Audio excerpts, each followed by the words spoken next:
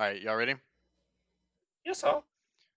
Yes, Three, sir. 2, 1. About me and you. And I think to myself, what a wonderful world.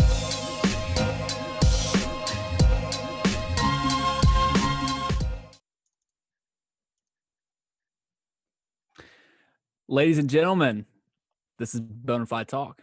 Welcome back, guys. It's been a minute since we've gotten here together today. How's everyone feeling? I'm feeling good. Feeling I kind of great. forgot how to Fantastic. get the recording and everything started. It's been like a month. I know this is probably the longest that I think the longest that we've gone between episodes. But we've kind of been hitting our stride recently with bringing on interesting guest hosts who have really invited some invigorating discussion, who have offered some varying insight, and we've gotten to share a lot of stories throughout these last few episodes. So we wanted to keep that momentum going tonight, and I'd like to go ahead and introduce a very special guest. Y'all, if you don't know him, you've heard about him on the podcast. He's legendary amongst the Cantonites, amongst the Creekview 2015 grads and below and above. He's the party guy. He's my fellow SEC alumnus grad, a vacation partner, catchphrase extraordinaire, Ryan Bowman. Yes, sir. What's going on? It's a pleasure. That was so. We set the Is stage that- before we set the stage before we started with Bowman. He was I gonna have a know. tough time matching the energy that Reed I brought. am not energetic as Reed. He will bounce off the walls. I don't know. Not many people in the world are, but we're glad to have you here. We're gonna have an awesome docket for you guys today. We've got some conspiracy theories. We've got some outdoorsy talk. We've got some nostalgia, some memory lane, and we're just gonna kind of have a good time. And we hope you guys enjoy.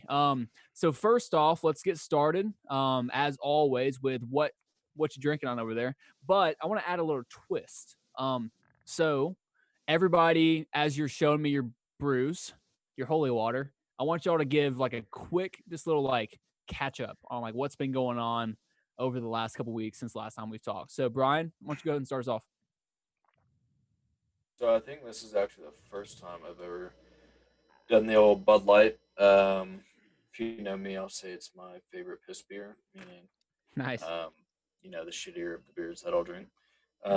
Anyways, let's get to my update. So, not too much.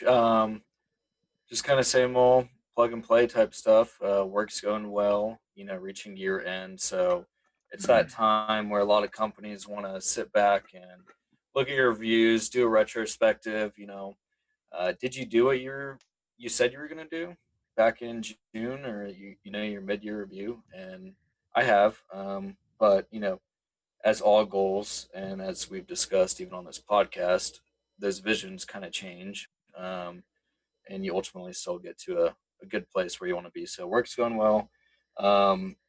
On the more exciting side, I would say I've made the decision after a lot of contemplation, but I decided, it's time for me to finally get that dog and accept some Yes, sir. responsibility that is not under, just me, myself, and I as human beings. So, Nice.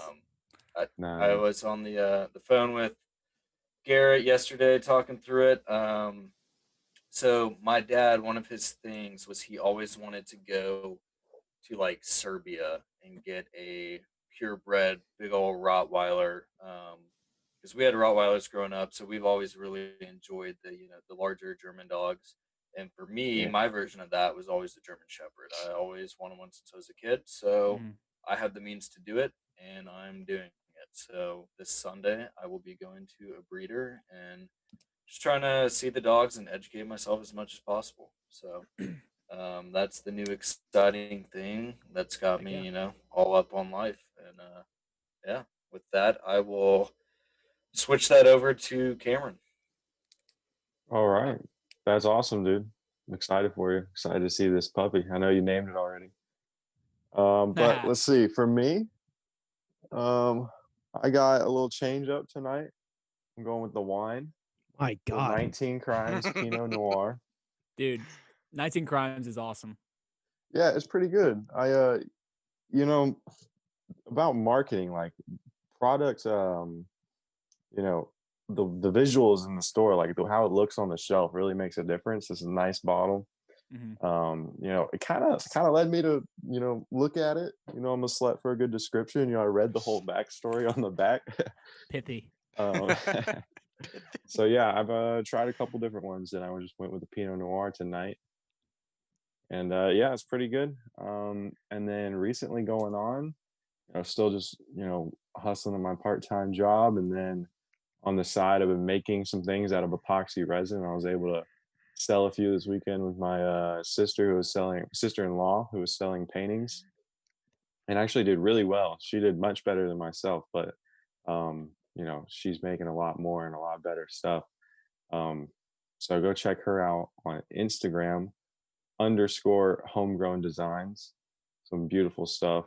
Um, big She does the pour painting, and when you pour the paint and then you like blow it around or move it around, and it ends up just looking all natural and what's the word, abstract and cool. And it was cool. I was there Saturday with her, and it was cool just having people come up and they're like say they saw different things in each piece, and like it's cool paintings and stuff. Yeah. Yeah, we'll have to get some pictures onto the Instagram page to see it because I've seen it. It looks sick. Y'all go check it out Yeah. and support your boy.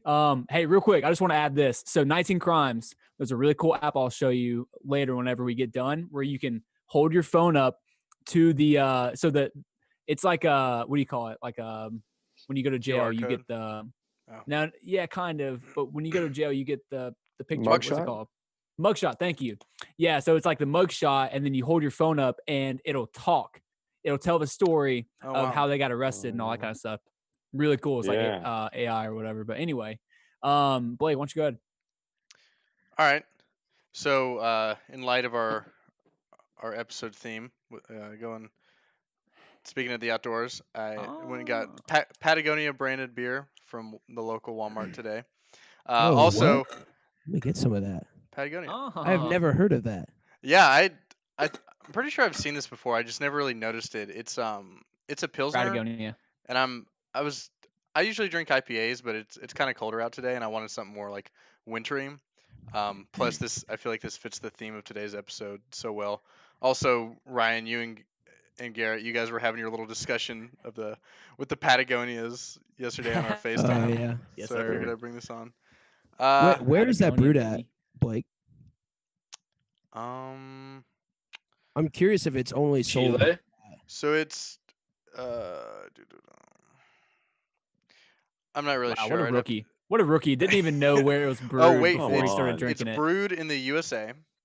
Oh, So it says Nice. Patagonia Cerveza Fairfield. So Fairfield, California, I guess is where the Gotcha. brewery's from. cool. Yeah, it says brewed in U.S. for buy a case, plant a tree. So I guess I planted a tree with this beer. Cool, man. Dude, So, nice. Saving the environment. so rest in peace to Tux. But Blake, you got another big update. I did. So the weekend before Thanksgiving, I adopted another cat. He's actually not up here right now. I think he's downstairs. But he's like Tux is pretty cute. This cat is like 100 times cuter than Tux. Above. He's Nice. what kind of Hey, irritates Brian. me is that cat that I had. I don't even know like what kind of cat it was. It was just like a white and gray cat. But I adopted a legitimate tuxedo cat. But I didn't want to name it Tux because I'd already used the name Tux. So I just named it George. My girlfriend and I, we were looking up cat names, and George was one of them. Like one of the ones that we both agreed upon. Kind of funny. Cats are curious. Curious George. It's a human name for a cat. I don't know. It's just fun to call him George. But no, he's a very cute cat. Very playful. A legitimate crackhead. He Yep. is always going wild. Swiping at your feet, biting you. But no, he's cool. Yeah. Yeah. So I got him.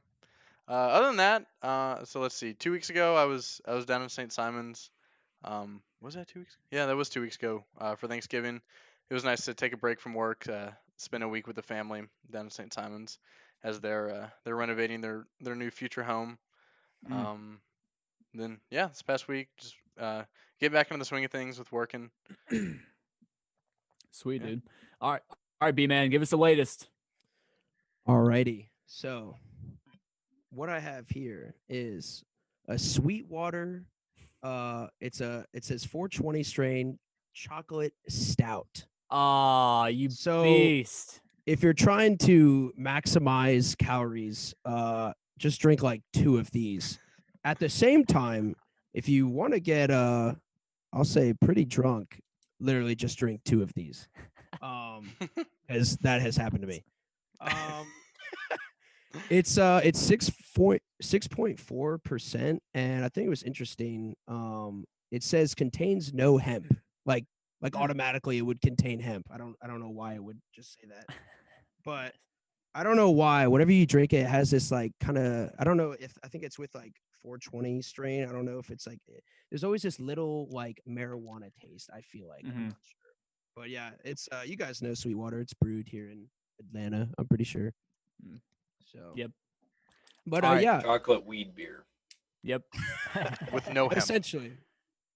Oh yeah, I can smell it. All right. All right, so I will introduce myself now. So I was born and raised here in Canton, Georgia. I'm here now. I had the pleasure of growing up with these fine fellas in the podcast. So I'm honored to be here. And let's see. So I'm kind of on here to talk about a few like outdoorsy topics and just a bunch of other things. And so as you know, me and Blake and Brian, we grew up in Boy Scouts, and I'm not ashamed to say that or anything. I mean, not anymore, anyways. But other than that, I grew up playing football with Lusk, and then Cameron. I don't know what I did with him. Probably just drink a lot.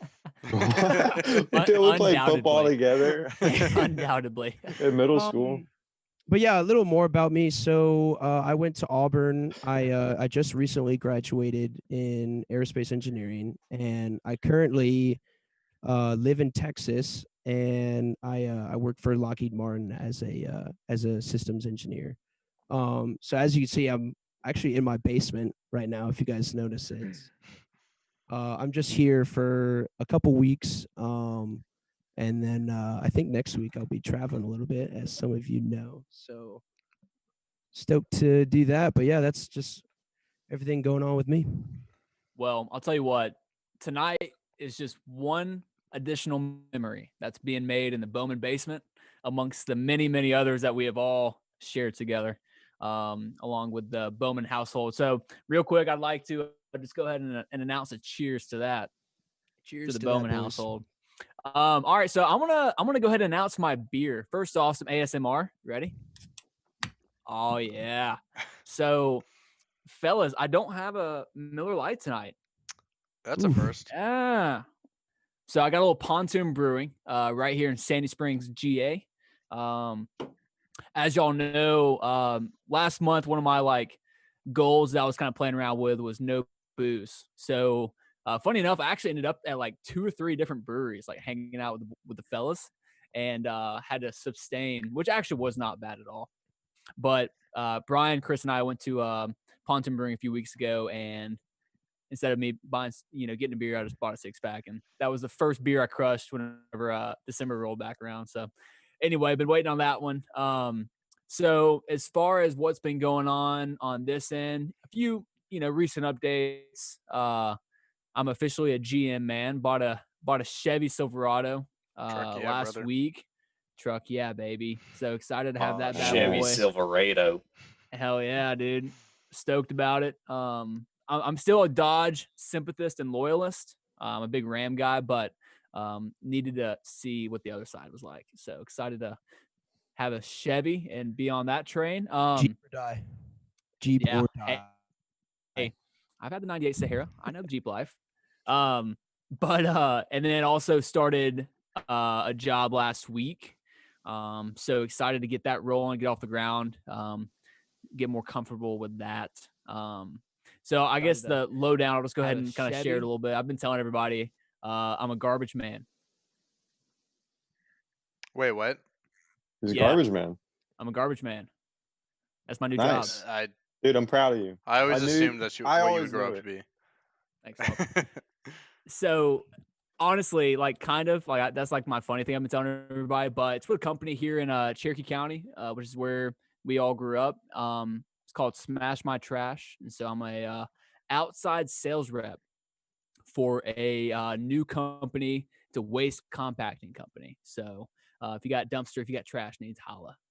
Yeah, excited to get rolling and get started. And I've been looking for the right thing, and I'm hoping that this is going to be a good thing to get my career started. So I'm excited.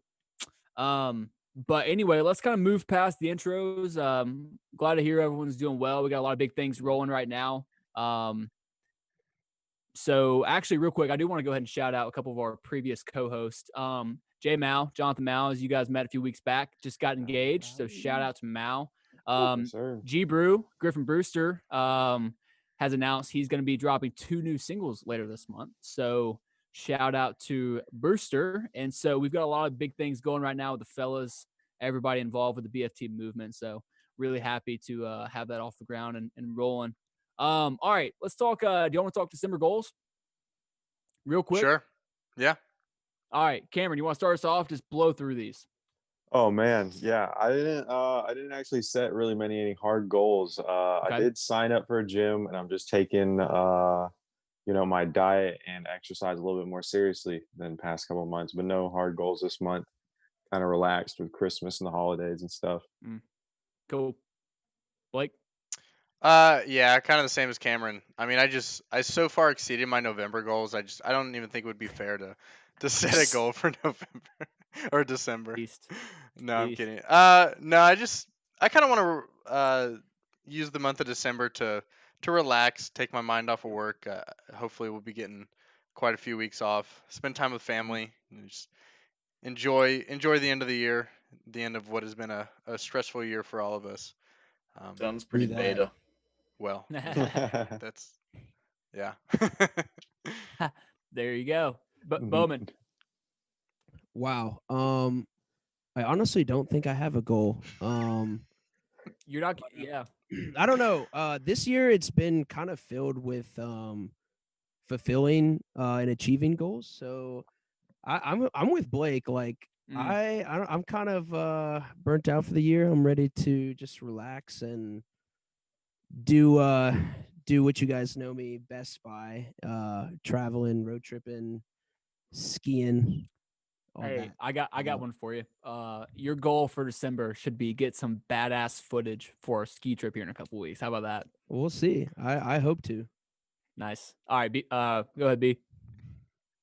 Yeah, this week or this year, in hindsight, for I don't know, COVID, whatever. On paper, probably not the best year for a lot of people, but for me, it was pretty kick-ass year. So, meeting a lot of those goals that I wanted to. I'm on par for finishing and getting caught up in one of my podcasts that I wanted to do. Other than that, no real hard goals.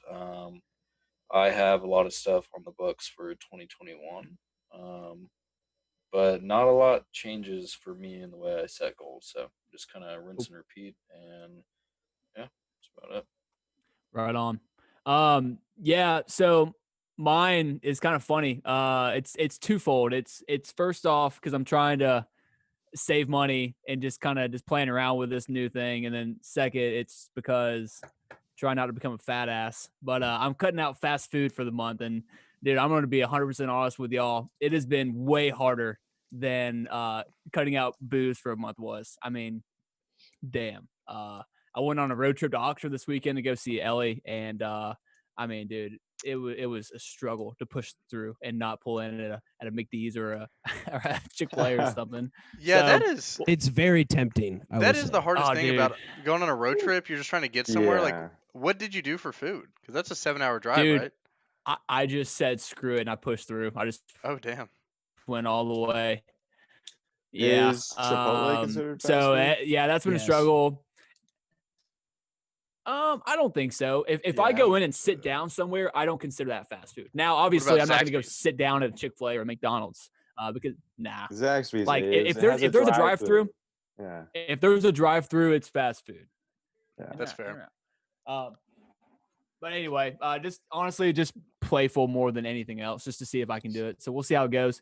All right, enough about us. Let's start talking about some things that have been going on in the news recently, and I'm really curious what y'all have to say about this. Okay, settle this. What the hell is going on with this freaking monolith? What I mean, dude, seriously, like, learn me something, Bowman. All right, so I've just been watching this kind of closely because it is just so random, and the only thing else on the news is COVID and everything else. So apparently some biologists were on a helicopter and they were counting bighorn sheep in the southeastern Utah desert, and they came across this glare hit them on this helicopter, and then they like turned around and saw this big metal piece in this like kind of canyon, and they landed there, and took some pictures and had like told the news and all that, and it blew up like a couple days later.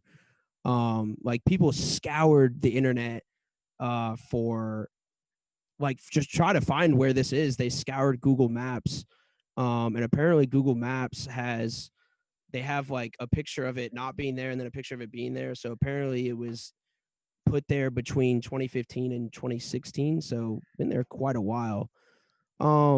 The odd part of this story is that it was later, I think a couple days after that, it was removed by, and I think this will hit Blake a little bit. Apparently, it was by people that were like leave no tracers. They I don't know if you saw this, Blake, but they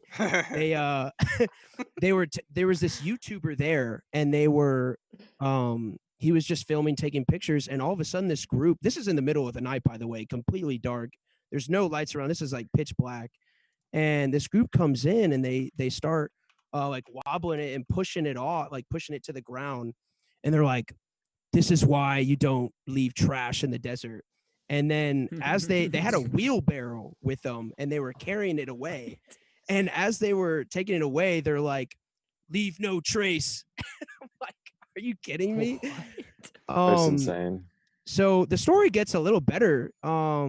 So actually before that monolith was removed, it was there was another one found in Romania, just on like some hillside, and so then that one was later removed a couple of days after the Utah monolith was removed, and then another one popped up in California on some hiking trail, and then that one was removed, and it was later replaced with a cross, I believe. So, and apparently they're just popping up everywhere now. I think everyone's just trying to be a copycat, but that's all I have on that. Okay, two quick questions because I'm very ignorant to this. First off, is it heavy? How heavy is it? Second off, what's it made of? I'm really not sure. I think metal. it is. I think it's just aluminum. The one in oh gosh, I think the one Aluminum? in California was actually, it was like wooden, and it was painted like silver or something like that. But the Utah one was, I think it's aluminum, but I mean, I think it's hollow in the middle, so it's not that heavy.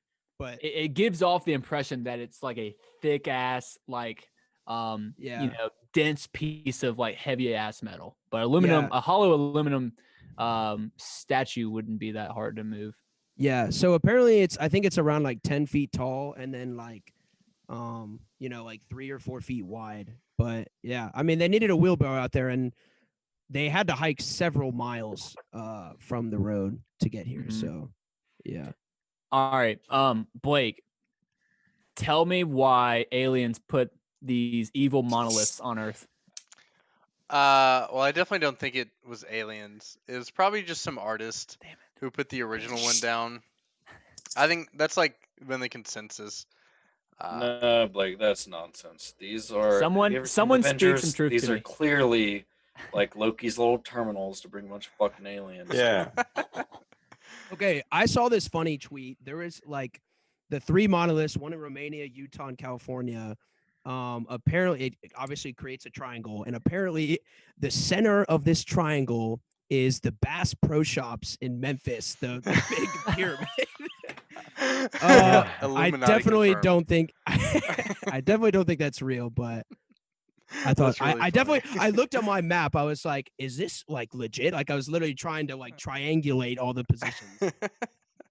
Damn. So I think like the local police in the county where the monolith was found warned people not to go seeking it because they were afraid that people were going to get lost and that they would have an influx of like calls for help. And so they were like, people, do not go look for this thing. You're going to get lost and stranded. And like, that's just kind of funny to me that they would have to come out and literally say that, keep people from trekking miles and miles into the middle of the desert looking for a piece of aluminum or plywood or whatever the hell it is.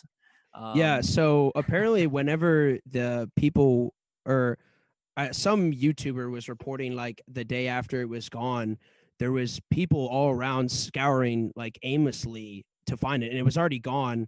And there was reports of like helicopters and even planes like landing to find this monolith. So Jesus.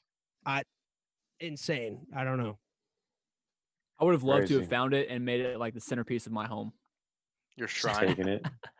You know what I mean? Like find it, bring it home, and one day, like 10 years from now, we're gonna be like, oh yeah, that monolith. Yeah, no, it's in my house. Yeah, I'll sell it to you for 10 grand or whatever. Yeah, Yeah, those leave no what I tracers. They have what I it. think is a little ridiculous is when they took it up, they actually just destroyed it completely. They broke it in half and everything. They didn't keep it. I Wow. mean, that would have been so cool. Well, that Just that I doesn't agree. seem like they were true leave no tracers because I have the 7 leave no trace principles memorized after being the leave no trace coordinator for Troop 469, and rule number 4 is leave what you find.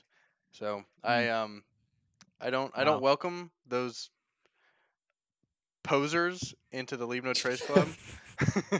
Ranger Rick at it again. Oh wow, gotta love it. Gotta love when your Boy There's the Scout 7 fundamentals. steps of how to never lose your virginity. Oh, dang, Roast. damn. Gross. There we go. All right. So, Um, okay. You said YouTuber. I want to ask if y'all heard about this. Did y'all hear about the YouTuber who's gonna be fighting Floyd Mayweather? Logan Paul. Yeah, Yeah. isn't that Logan Paul? Okay, let's talk. Let's talk briefly about this. What the hell? What? Okay, Floyd Mayweather, arguably one of the greatest boxers in American history, agrees to fight a douchey YouTube star. And what are we doing? Like, why are we even? Why? I don't understand why he would agree to this fight, other than just they're gonna make bukus of money because That's gotta tons of be people are it. gonna watch regardless. Two I don't reasons. know. One, both those brothers don't shut up and they're extremely loud and all over the internet. So it's going to drive attention there. And then Floyd, Money Mayweather, probably needs more money than he portrays. And from what I've heard, he's in debt or whatever, but that's completely unfounded and not researched. But I don't know. what? So I'll play devil's advocate here. I have heard that both the Paul brothers are actually like legitimately good boxers. Like after starting like the whole YouTube boxing thing with I think there's been like one of them fought KSI, another one of them Twice. just fought who's that old basketball player? Nate Oh, Robinson. Nate Robinson. yeah. Logan fought KSI twice.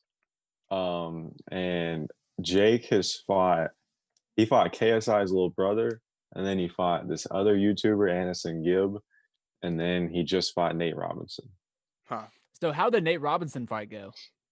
Nate Robinson got clocked. Pretty sure. Yeah. Yeah, I No think way. he got knocked out in like second round. I think I know it was like fairly quick. Why did Yeah. they? How did that even happen? Were they like beefing on Twitter or something? No, it's just they've like ever since like 2017 or 18. They've like just started fights, and it's like now a thing. Like they're just like setting up Okay. legitimate boxing matches. So yeah, I Yeah. will say I have heard. I don't really follow any of this, just like through the grapevine. I have heard that like they're decently good in terms of boxing. Like they have good trainers and stuff. but there's no way they can. He's gonna beat Floyd Mayweather, isn't he undefeated in I boxing? mean, is Yeah, there Like, actually absolutely. any remote chance of Logan Paul No. winning? Like any scenario? I mean, I don't he's think Okay. younger and probably taller, It's right? just a money making thing. Yeah. A Yeah, lot I of think money. so. That's But why that's why Nate and Jake fought. That's why Jake like said, whoever wants to fight, like, as long as they're popular enough. And I guess he thought Nate Robinson was popular enough, ex NBA player gonna draw some attention. All for money. okay, let's not say here who's gonna win. Let's say how many rounds does it go?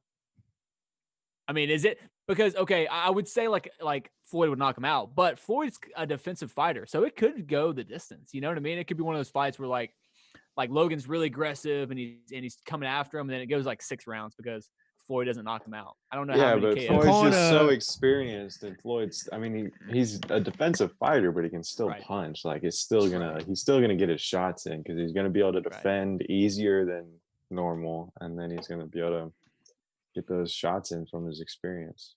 Yeah. I don't know. I'm just gonna okay. Let's take a quick poll. Out of the 5 that are here, Blake just went to go get another beer. But out of the 5 that are here, raise your hand if you're actually gonna like buy this fight. Okay, I can cool. confidently say no. Yeah. I'll I- if somebody else pays for it, like at a watch party, sure. Yeah. Yeah. I mean, Yeah. don't get me wrong. I would love to go to a watch party and drink a bunch of beer and talk shit about how I'd love to get on there and fight Logan Paul or whatever. I don't know, just whatever. But I just don't see the appeal here. I just think it's going to be an ass whooping, honestly. But anyway, this is more than I ever anticipated ever talking about this fight in my entire life. So we'll go ahead and move on. B-Man, give us the weather report for out west right now. All right. So Let's as talk you about it. know, some of us love skiing. Definitely Garrett. I enjoy skiing with Garrett, honestly. He's so I don't know, like we both just love going down blacks and we go to Alphas. yeah. But no, as I mean, it's if you can tell, like if you live in Georgia right now, it's been like really cold here. And I think it has something to do with like the jet stream and El Nino kind of stuff. But apparently that's supposed to shift to where Utah and everywhere out west is going to be getting much colder and wetter as well. So they're predicted a good amount of snow these next couple days. I think like at the end of this week or next week. So I'm looking forward to that.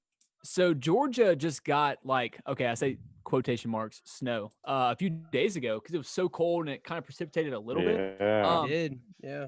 What that has me thinking though, there's like an old wise tale that if you get like flurries early in the winter, you're pretty much guaranteed to get like a snowstorm at some point before the season is over. So I'm hoping that we get some snow out west, but I really want to get some snow in the southeast because there's nothing better than Christmas time. It's cold out. You get some snow on the ground, and I don't know, dude. There's just nothing better.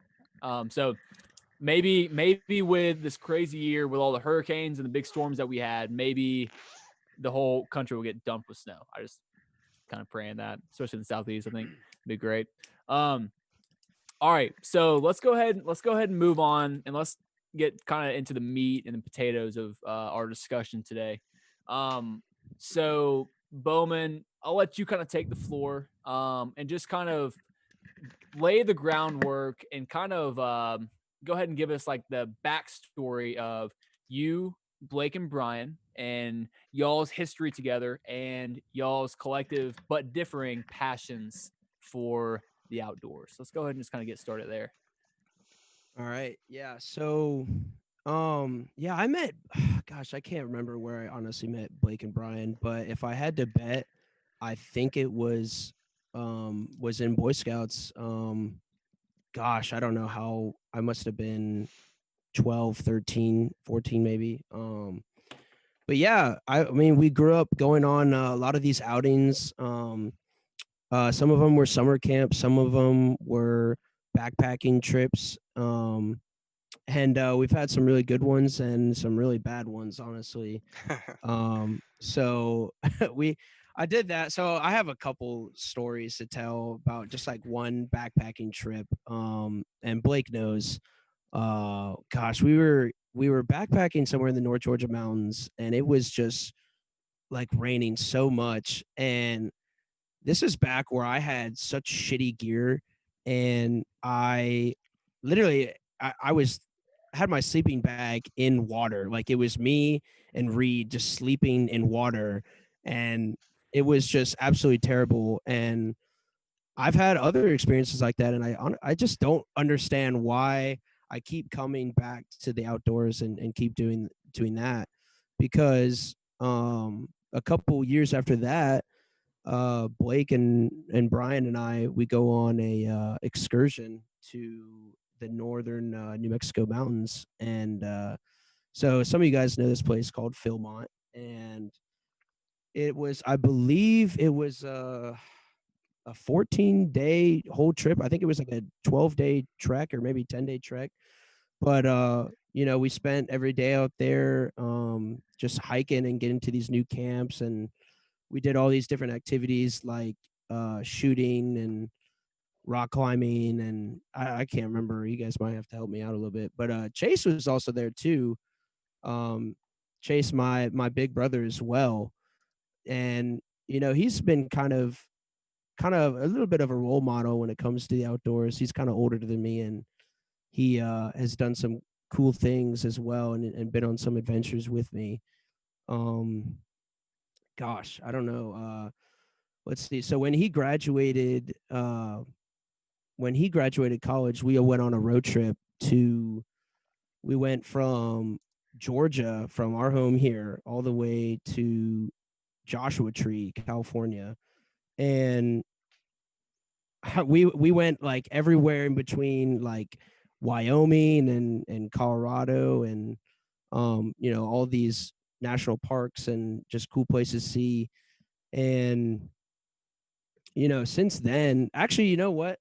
I was gonna say that's when my like road tripping started to begin, but you know what? Mm, I think my first real road trip was with you, Lusk, when gosh, it was freshman year of high school. And college. I texted Garrett out of the blue. I was like, dude, what do you, I don't even know if it was about spring break, but it was just like I just randomly texted you, and you're like, dude, what are you doing for spring break? And I was like, nothing. I don't know. I'm not doing anything. He's like, how would you like to come out to Copper Mountain road trip with some of my friends at Old Yep. Miss? And I was like, hell yeah, I'm gonna do that. So Shout out to Anthony Lacasio, my college roommate, who drove us four in his Ford Fusion 18 straight hours and would refuse to let anyone else take a turn on his on the steering wheel. But anyway, yeah, I was thinking about that. I thought that that's when you had kind of started off the road tripping phase. yeah, like after that, So, like, well, I was gonna say er, like early on, really I was just doing that to save money, just because I'm not rich. Like I'm just gonna Mhm. find any opportunity to get out there, get out to out west or whatever.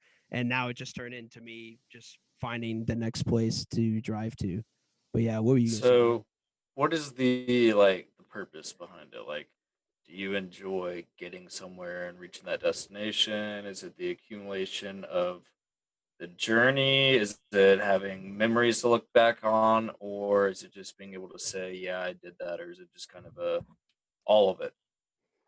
It's really just trying to see as much as the world as I can.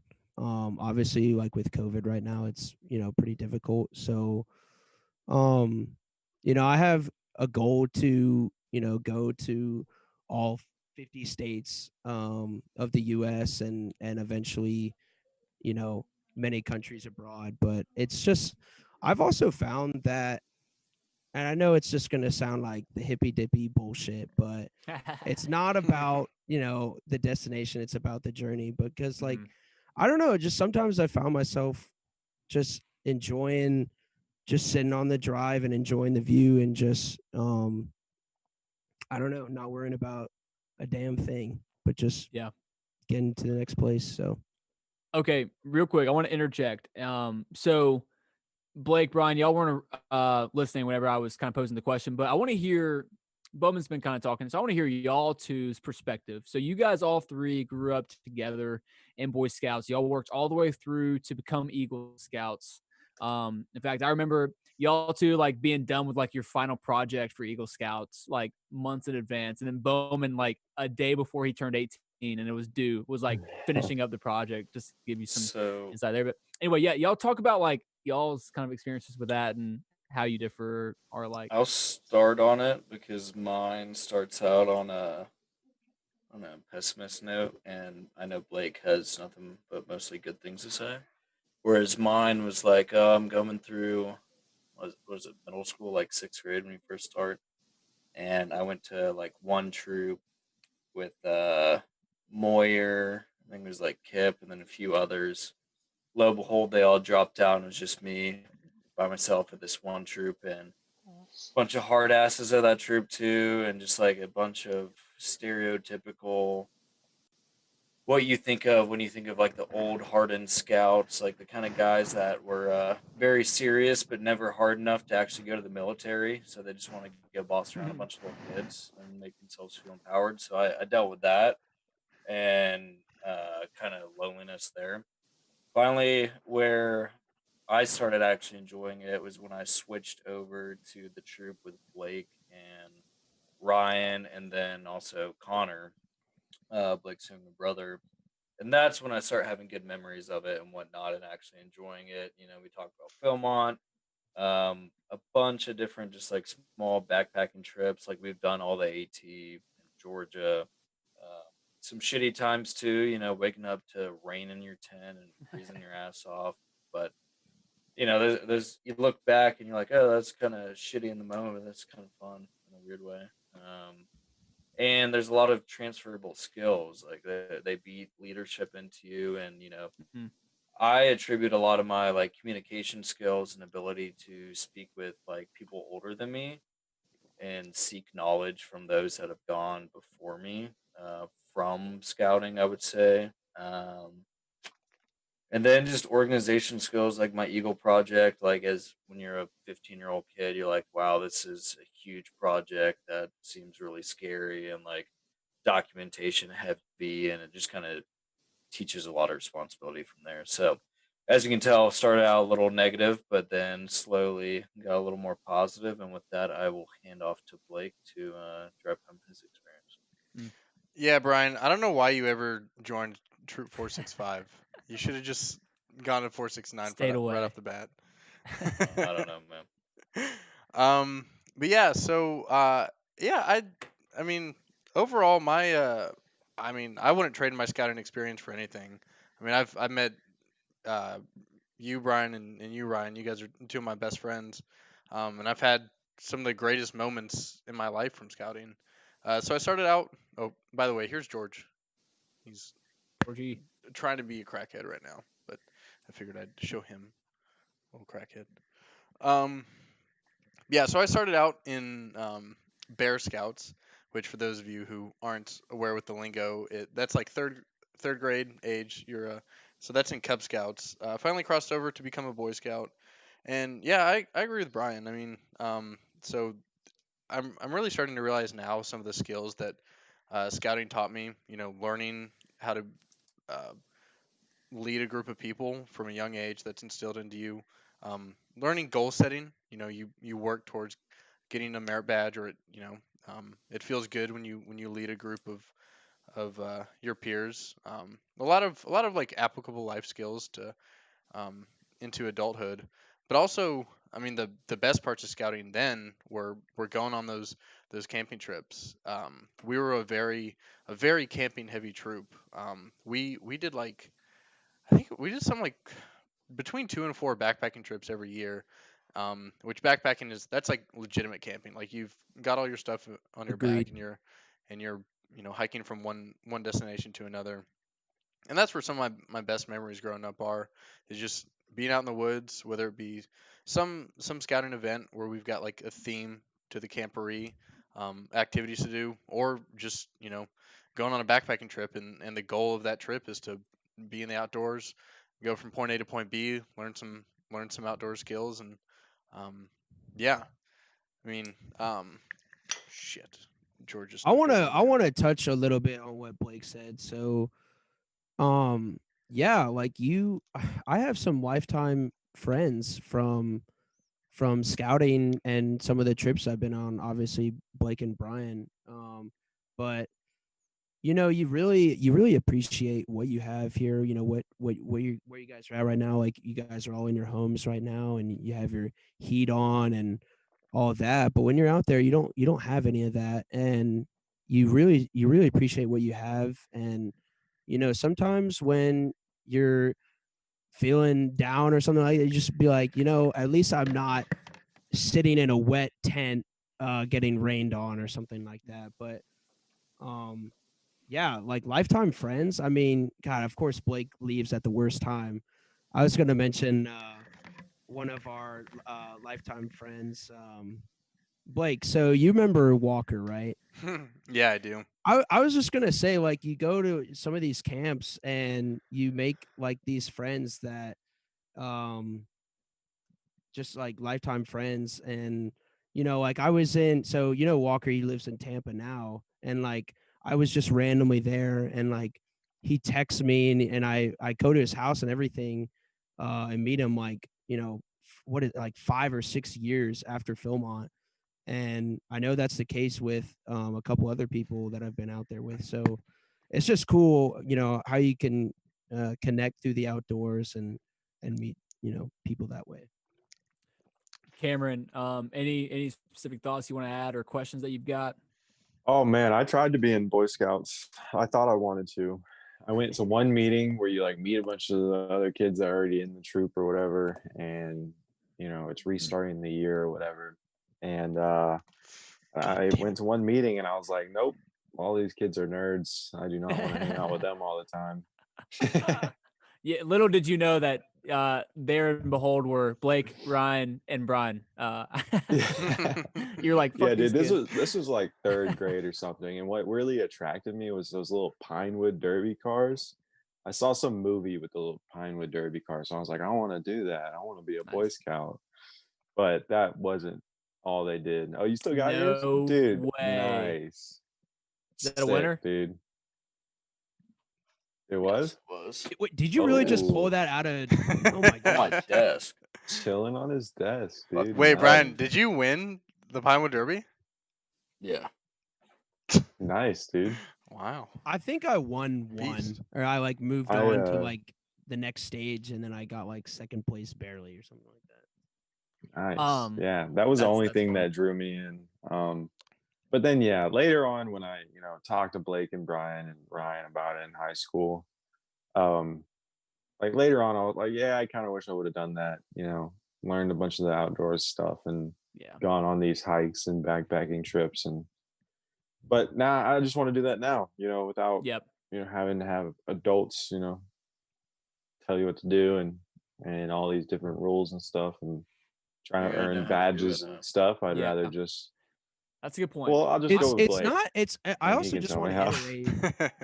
It's you don't have to do Boy Scouts as a kid to get in the outdoors. I mean, That's that's what I was Yeah. gonna say. yeah, Yep. it's an easy way to get into that, but it's not something you have to do because I mean, I'll admit, some of the kids in there can be not you don't align with a lot. So yeah, I get No, they're all Yeah. completely Yeah. normal. Damn. Well, let me add in a couple things here. Just some of my takeaways just from hearing y'all talk. I think at the end of the day, so I didn't do Boy Scouts, I did sports. And a lot of things that y'all were talking about, like lessons you learned, like, how you were better because of being involved in Boy Scouts. I was thinking the same token along with being involved in sports. Like, what I wanted to say is I think it's just really important for kids to be involved in something as youth, something that you can attach your identity to, that you can grow through. You can have mentors, coaches, troop leaders, etc. that you can just like grow through and become better for. So I think that's really important. And second, like you said, Bowman, you don't have to be in Boy Scouts to appreciate and get to know the outdoors. I mean, dude, as a kid, like, it might sound like weird to today's generation, but dude, I was always in the woods. Like we had this awesome nature trail like back behind my house. I was always in the woods. Like I grew up riding four wheelers at my grandparents' house, like just playing in the woods, creating new trails, going camping like during the summers. Like, albeit, it was Cadillac camping. We were in like the pull behind trailer campers. Like we weren't pitching tents and laying on the ground or anything like I that. Like, hate RVers. I know, yeah. But dude, it was so much fun. And like still, like even those trips, like just getting to play outdoors and ride bikes and find trails and just all that kind of stuff. So anyway, I say all that to say it is so important to, as a kid, be involved in something, but also appreciate and get to know the outdoors. Because the way I look at it, like my favorite thing about the outdoors is like, okay, we have homes like you mentioned earlier. We've got our AC, we've got our beds, we've got homes, we've got communities, neighborhoods, we've got developments, Canton marketplaces, Buckheads, Atlantas of the world. But at the end of the day, when you're in the middle of the woods, when you're on top of a mountain, when you're in Jackson Hole, Wyoming, tracking down an elk or whatever it is that you're doing in the wilderness, that's what's real. Like that's like as real as the world can be. Does that make Yeah. sense? Yeah, no, Like it's just I want to natural. It's touch on untapped. that. Yeah, because it really emphasizes, having lifetime experiences rather than materialistic things. Everybody's trying to get the newest car or, oh, look at my Gucci bag that I just got. Well, I'd rather spend $1,000 and go, go in like northern Canada or Alaska and go hiking or something like that. I'd rather just have experiences that I'll remember rather than materialistic things. So Yeah. Yeah. I think a lot of At- people in our generation feel the same way. I mean, I feel the same way. Surprisingly, yeah, I think you're right, Cameron. I mean, genuinely, I think we are kind of like the experience generation. Like we just want like that's a word that like I know always gets thrown around in like our circles whenever we're all talking about things. And I think it's pretty much proven like millennials spend more money on experiential items than other generations. So yeah, absolutely. All right, well let's kind of dive into that a little bit more. Let's talk. So we've kind of laid out the foundation, for like our outdoorsy backgrounds and kind of how we look at things. But let's talk about, trips that we've done, trips that we want to do, let's kind of touch on that a little bit. all right, well, I Take guess it. I should start off. So Yeah. I already told you guys about the trip that me and Chase did, cross country road trip. So when I graduated this past May, I finished classes and I felt so free and just ready to go explore the world. So I embarked on, gosh, I think it was like 3 straight weeks of just traveling, where I just got in my little 2001 Jeep, not the Jeep you're thinking of, just a Grand Cherokee, and I drove by myself to Maine and back. And I met people along the way, and I did many hikes and saw many things, and it felt great. And I don't think I really don't think I felt homesick once during that. And I guess I just keep craving that, to just get out there and see the world. So Yeah. That was beautiful. Cool. Yeah, I'm inspired. Yeah, that's something I've always wanted to do. I know I talked about road trips with buddies in, maybe early high school. And then once we got to the age of like driving age, everyone was like, no, I want to fly everywhere. Like, I don't want to drive. That's stupid. Well, Blake, I hate tell road trips. tell Blake, tell us and the audience why you are flying to Utah here in a couple weeks. Well, so the thing that you want me to say is not the reason why I'm flying. The reason why I'm flying is because it's 30 hours from where I live. No, to- no, no, no, no, no, no, no, no, no, no, no. Don't touch on that. Tell the story. Tell what I want to hear. Okay. Wait, you're not coming to my house on the 15th? No, I am. I'm just not driving all the way to Colorado. Or sorry, Utah. Oh, Wherever we're going. Where are we going? Okay. So yeah, so no why? shit. So Okay. what happened? Well, so first off, yeah, okay. So this is Nick's like my car second. sucks. No, not true. So this is like my second big road trip. I think the first one that I had done was spring break, uh, maybe like 2016, 2017 with Ryan out to visit his older brother Chase in Colorado. But so 2 years ago, after I had initially joined the military and started making actual money, I bought a truck right before we went on our annual ski trip out to How Colorado. many miles were on said truck when you bought it? So it's so I bought it at it had like 165,000 miles on it, um, and so I was all excited to bring it out to Colorado. So I think me and Ryan left from my house in Canton over winter break and drove out to Colorado totally fine, no problems. We picked up our friend Chris at the airport once we had gotten there. Blake. Shout out, Chris. Reddick didn't have the balls to drive. Yeah, he was too scared. His Honda wouldn't have made it. True.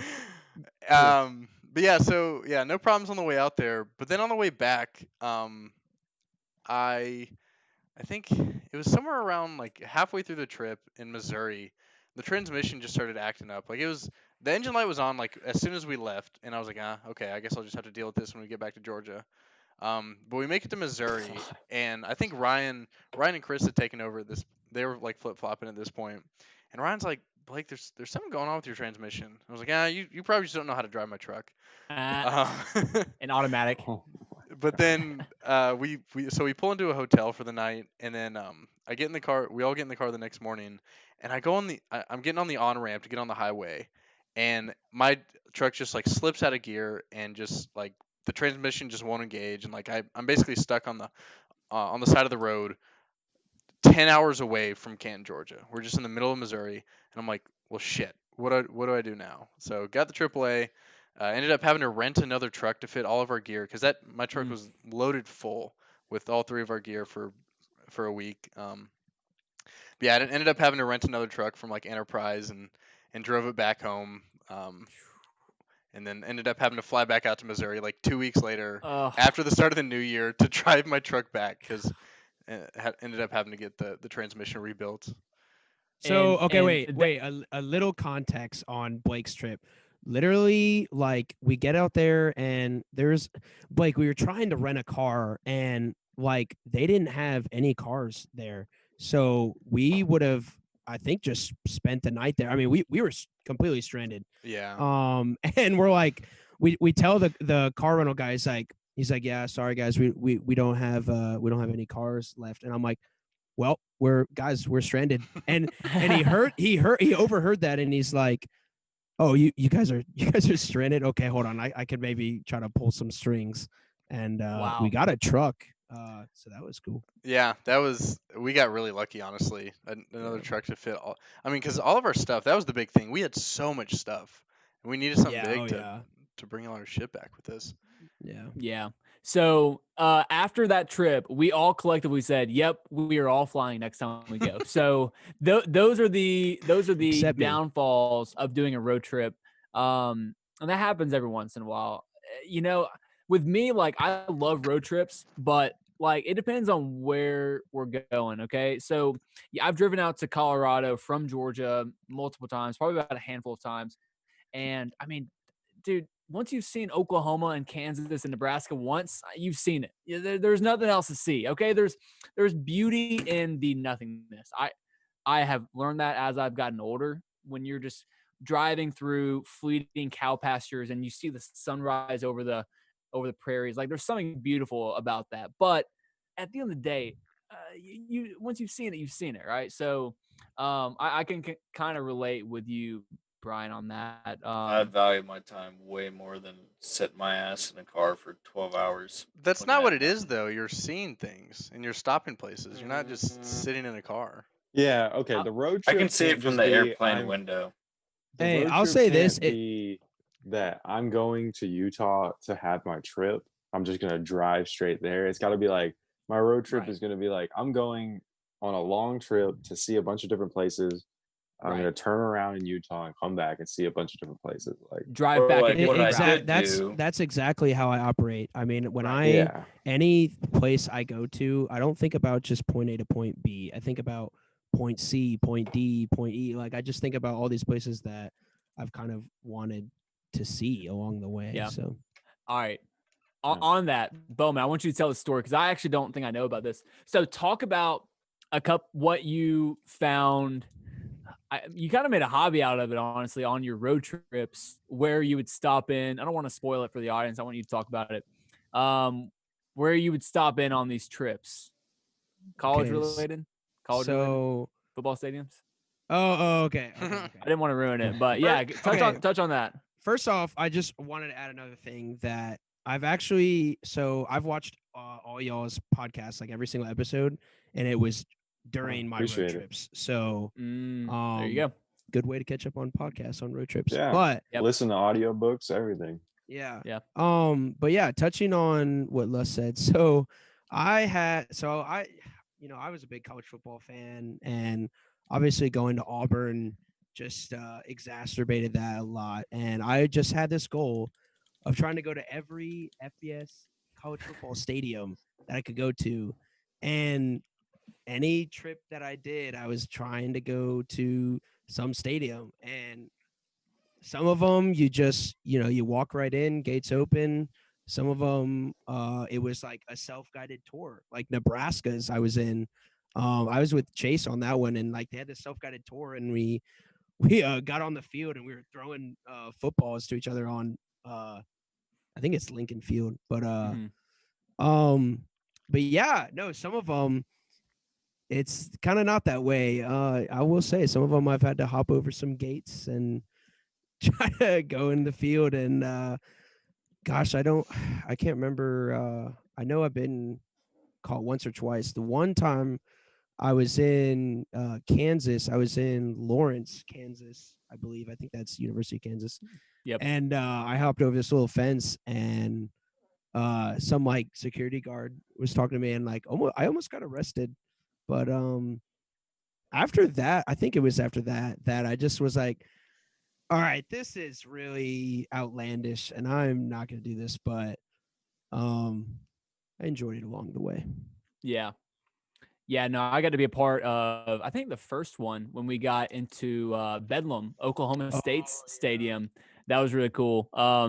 Yeah, there's something exhilarating about being on a college football field just because, like, I don't know, when you watch a game and you just feel the energy, and then being on the field and just, I don't know, it's just something cool about it. But anyway, yeah, that's a lot of fun. So let's kind of move into trips that we have that we want to do or that we have planned. Like, let's just do this. Let's go around each of us and let's lay out one dream trip that we'd love to just set out.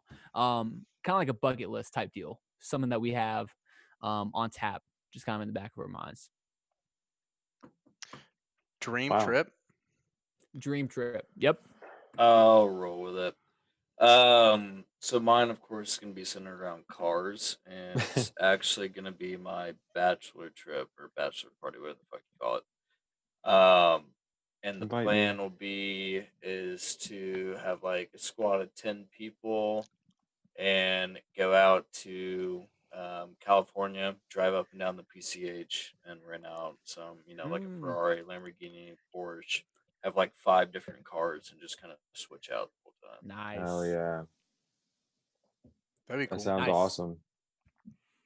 Yeah, I guess I'll follow that up because mine is also probably going to be centered around cars, but mine's going to be I know Brian's taken a trip abroad and been able to experience some cool cars. I know he went to the Ferrari factory, the Lamborghini factory in Italy. And that's kind of what I'd like to do. Like a Europe trip, I guess, because I'm also a huge Porsche fan, like Brian. So I'd want to go to Stuttgart. I want to go to the Nürburgring. the massive racetrack that's open to the public, um, nicknamed the Green Hell. So I want to go there. I want to go Stuttgart's where they make a lot of the Porsches and stuff. And then also I want to, same places that Brian went in Italy. So kind of I want to go all these different places. So a big Europe trip would be the goal. But there's Mm. many trips. I want to go to Grand Prix races, like Monaco. That's on the bucket list for sure. A Monaco race.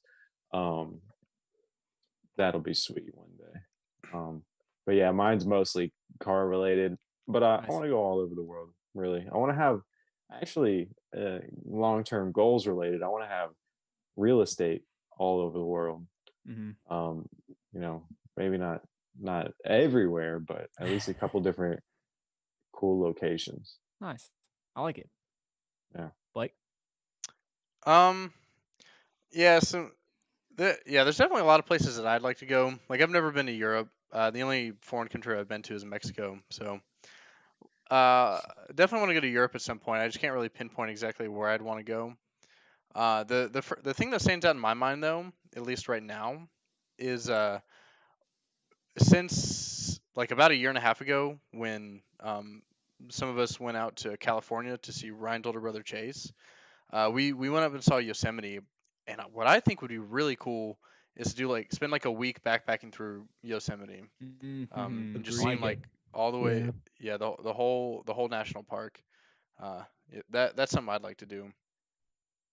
That's probably it. One thing to keep in mind, I know there's a lot of like horror stories out there about people who hike Yosemite and get like attacked by bears, Yeah, which that kind of leaves a teaser for what we've got coming on the docket. So stay tuned. But anyway, yeah, no, that's a really good idea. Oh, B man, what a you shirt. got? Wow. it just so happens I'm wearing my Yosemite T-shirt. Yeah, very nicely Nice. done. But no, Yosemite's really pretty. Kind of decided on that when we were out there, May 2019. Lots of cool sights to see up there. Lots of cool Nice. wildlife. It'd be cool to see a bear. I have Yeah, never seen a bear maybe. yet. I don't know how. It'd be Dude, I cool if you saw a bear survived. in downtown Gatlinburg. We were drunk as shit at like 2 a.m. Uh, It was this brown bear going through No the way. trash. So we started fucking with it. Damn. Yeah. It's oh pretty my funny. god, that's What not do what you you mean want to do with the fucking with bear. it? There's 4 of us. It was fine. It's the rule of 3. What? Yeah, okay. Yeah, That I doesn't just mean have anything. videos of it. Yeah, it I does. saw one in There's New 3 people that Mexico. won't charge you. Really Wow. And it proved right. interesting. Wow. Huh. Dude, so I'll go ahead and share mine. And I'll be honest, like y'all's are mostly centered around cars. Mine Come on. honestly is mostly centered around skiing.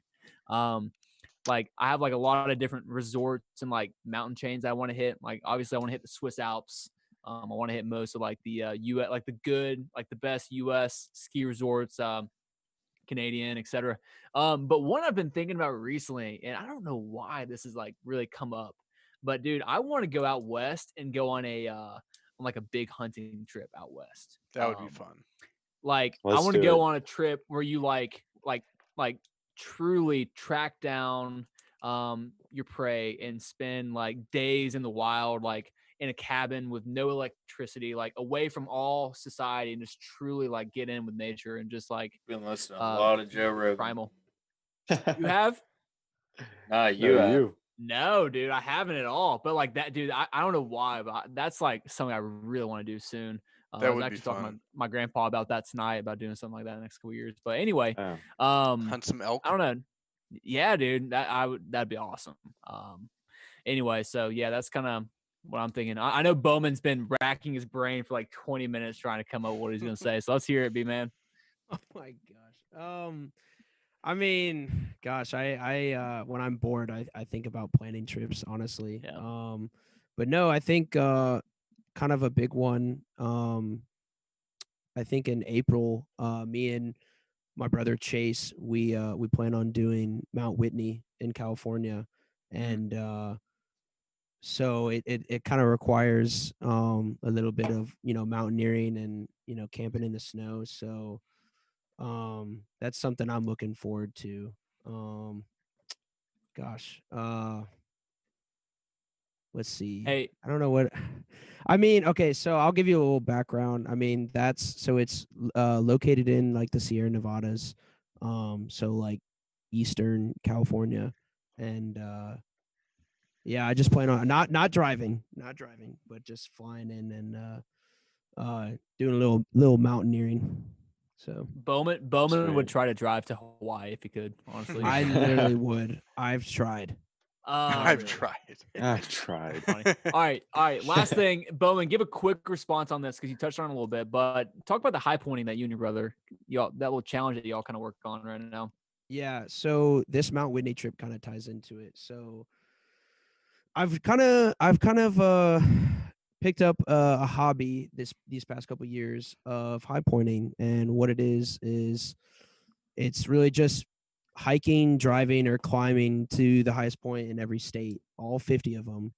And you know, Ooh. I so far I've been to 28 of them, and I obviously plan on doing 50.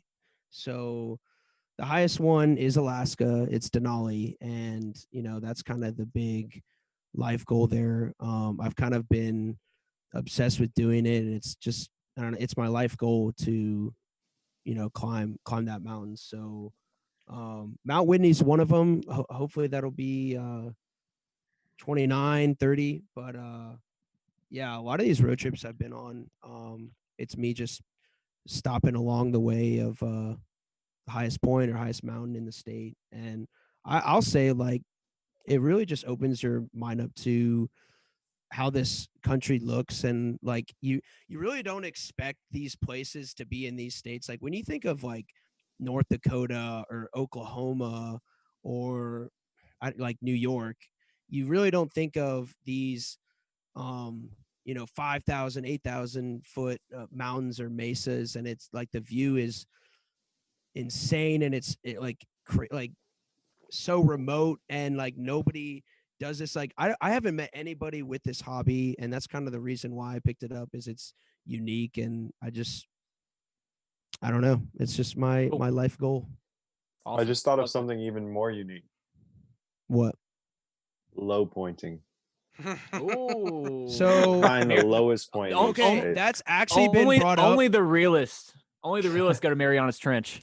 Low The thing point. is, the Nobody could go low there. points of a lot of states are literally just like the Pacific Ocean or a river. So it's not actually a point; it's like a coastline. So Hell I'm yeah, just I gonna love I don't body know. sky. I'm I don't just know if gonna Mount shoot down Sunflower is a your. real point. Hey, it's a collection of dirt in the middle of absolutely nowhere. Where I'll is do it it. in Atlanta? Probably like South Georgia, like coastline somewhere. The It low would Or point. Georgia. the Atlantic Yeah. Ocean. Are you stupid? Yeah, but where?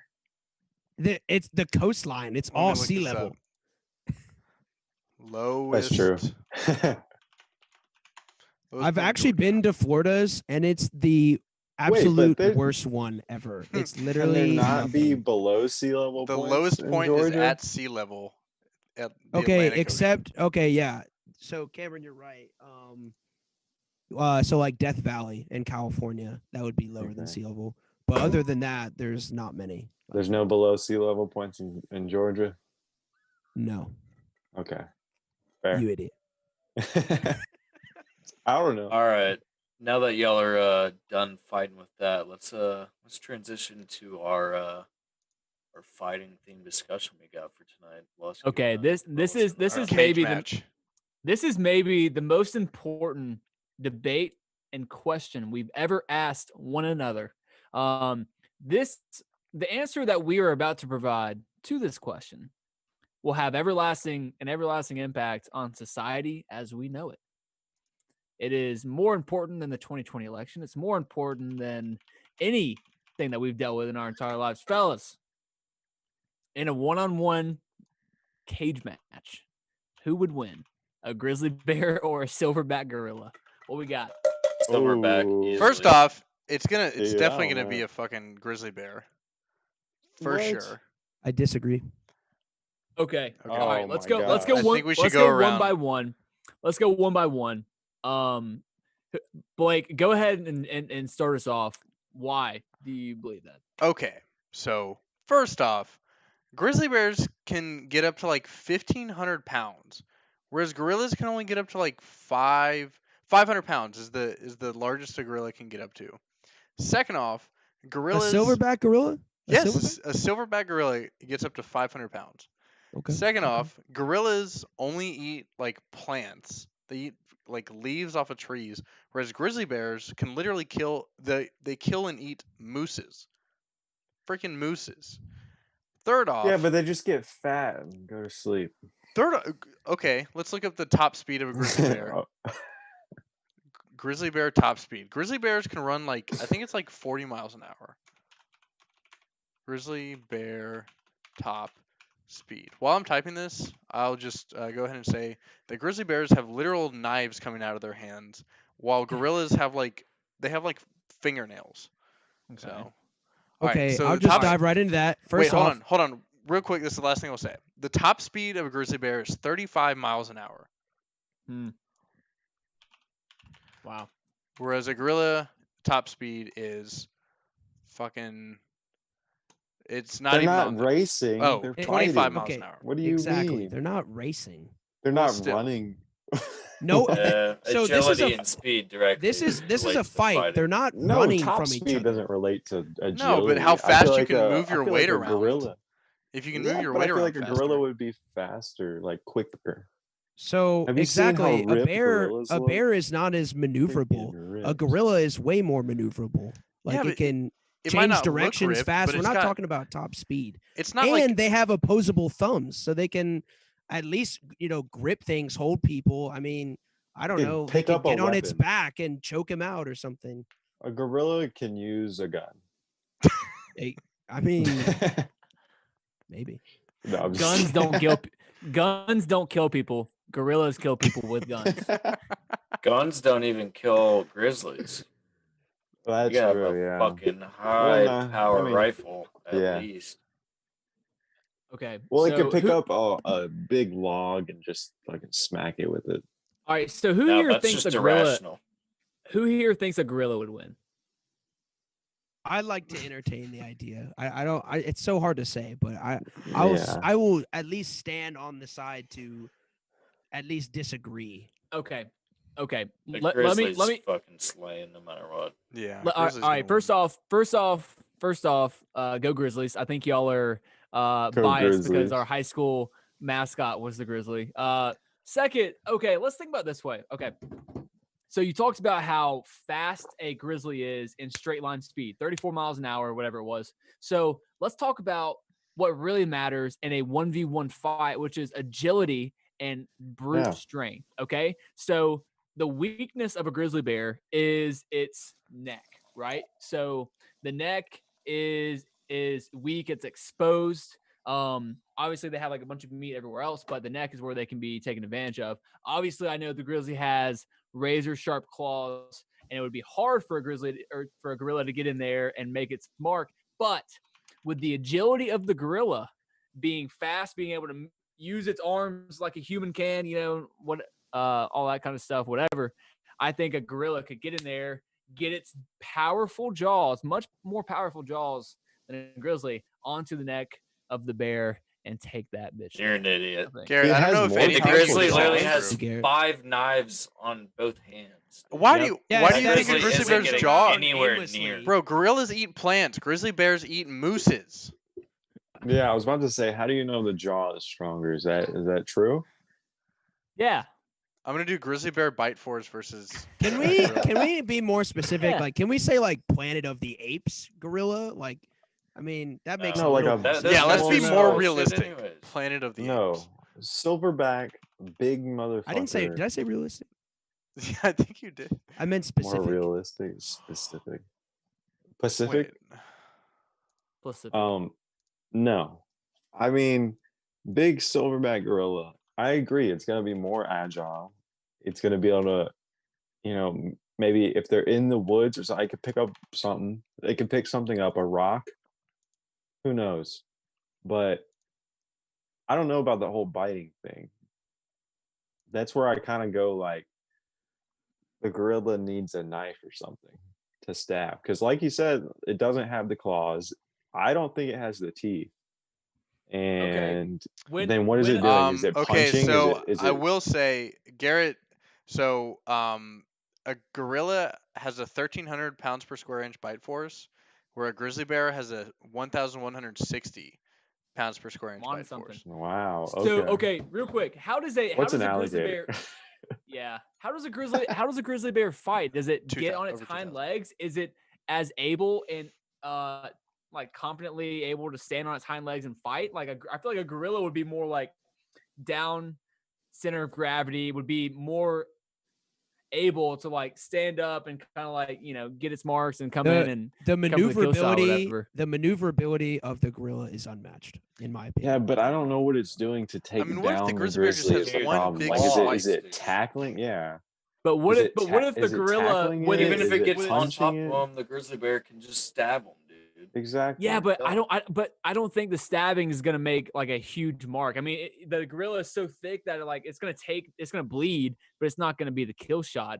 I think that the gorilla, with the strength of its hind legs, can knock the grizzly bear over and then come in for the kill shot on the neck and just absolutely disintegrate it. You see what I'm saying? Because like a grizzly is But then- not it's naturally on all fours, not on its hind legs. So if you can catch it off balance and get that fat ass to the ground, gorilla can come in on top, pin it, and then just take out the neck. But that's and not it's over even with. an instinctual thing for gorillas. They're not for I a think, go for the neck kind of animal. Yeah, I they're think our not chat predators. needs some love. So Sean was saying during the California Gold Rush, African lions were imported to fight the grizzly, and they would get absolutely clapped. So Lions? if a lion Well, that's can't do it, understandable. dude. No. Dude, A that's lion pretty would definitely take down a understandable. gorilla easily. What? Yeah, I I think think you're lions. high.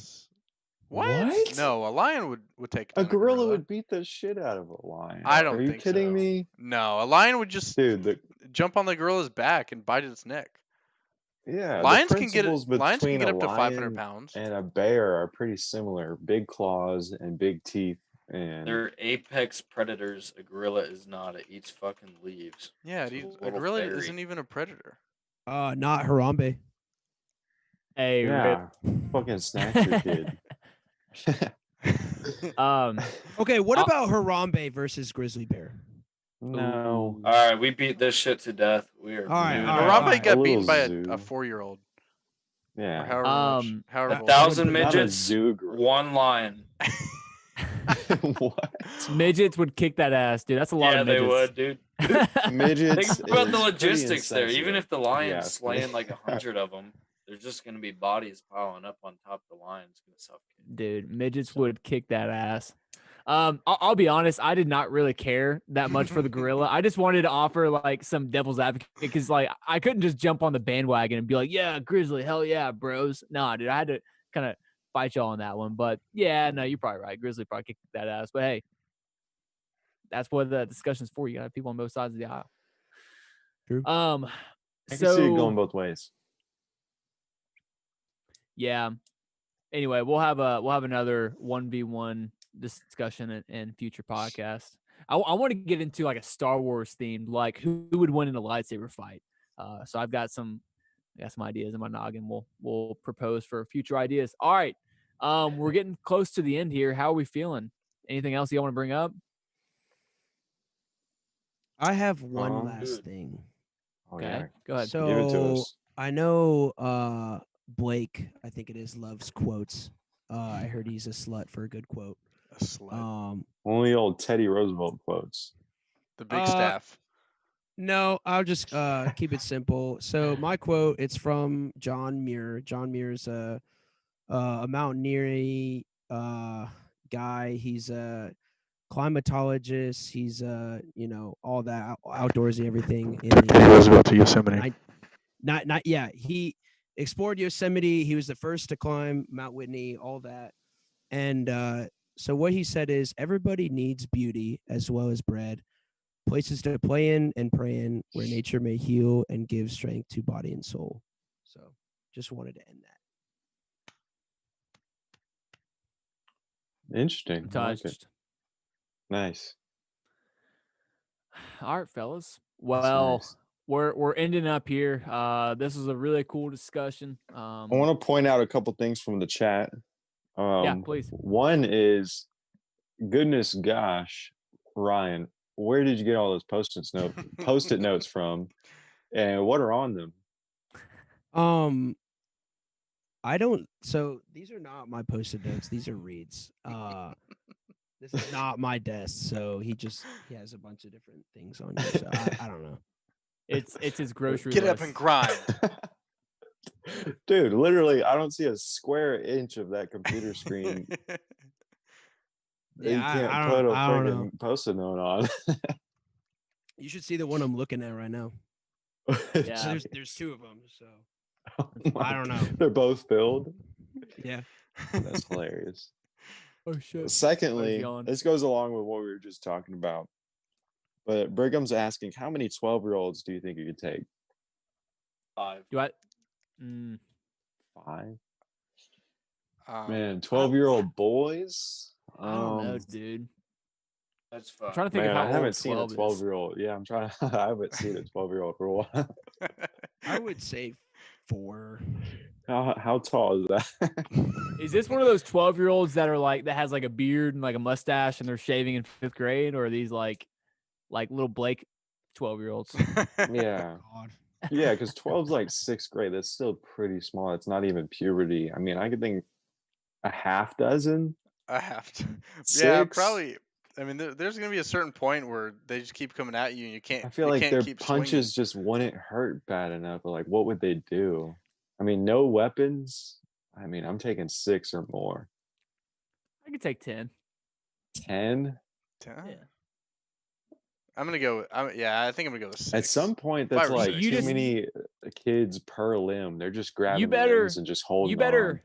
Yeah, you better punch the first one really hard because then you'll scare the shit out of the rest of them. Those little twerps will just run off. Yeah, I could take 10. How many cats y'all think you could take on? Oh my God. A billion. A We're bit. opening up An Pandora's eternal box. amount. It depends on like Cats destroy. all Yep. at once. Yeah, all or at once. In waves of 5. Just that one comes, then 2 come, then 3 come, 4, 5, 6, 7, 8. Like- Jesus. Like Nazi zombie style. Like how Yeah. many rounds could I go? Nocturne know. kitten. Oh, genius. I could take a bunch of cats. I mean, I wouldn't Nazi typically zombies, like man. to do it, but if they're trying to kill me, then I could throw them on the ground and stomp them pretty quick. Oh, You know. Jesus Christ. Alrighty. Well, with that, Brian's so take us ready for home, this. Garrett. 'cause Brian's so- fucking How Brian, many Brian, how episodes many has cats this do you think you ended could take like on? well, Ryan ends it with a nice, beautiful quote. Cameron, how many 5-year-olds could you fight? Dude, oh, I'm trying 5-year-olds? Oh, 30. This was I'd proposed kick by that ass. Yeah, 5-year-olds is a lot more. But no, this is Ryan, proposed do you by have the another chat. quote that you could cue up? We can do that ending. Yeah. Yeah. Go fuck yourself, Ryan Bowman. That's it. You heard it here first.